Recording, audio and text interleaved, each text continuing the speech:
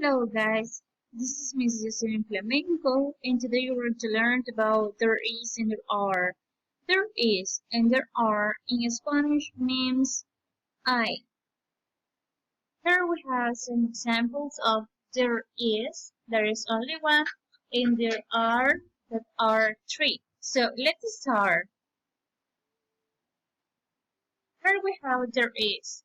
There is, we use it for singular forms, and we have the affirmative way that we do it like this. There is, or we can use the contraction, there is theirs. For the negative form, we use there is plus the particle not that we write it after the verb to be. So we can say there is not, or the contraction form that we joined the verb to be plus the particle not, and it is isn't. So we can say there isn't. The interrogative form is there. If you notice, we write the verb to be at the beginning of the sentence. Is there? So, like the example, there is an apple. There is not an apple. Is there any apple? And to answer to the question, we have short forms or short answers. The affirmative answer will be yes, there is. Or the negative will be no, there isn't. Now let's continue with there are. But here we have an example of there is.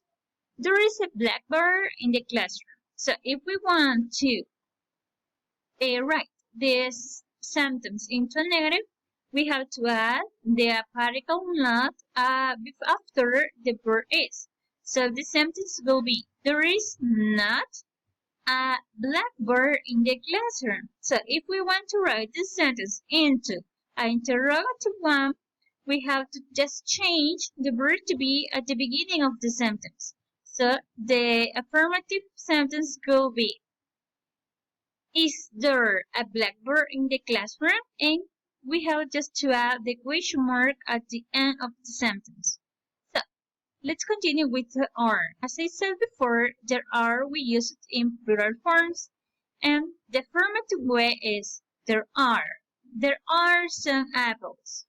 The negative one, we have to add the particle not after the verb to be, that in this case is are. So we said there are not, or the contraction form is there aren't. For the interrogative form, we just write the verb to be at the beginning of the sentence, and we said, are there any apple? Or are there some apples? And to answer, we have the short forms, that is, the affirmative one is yes, there are.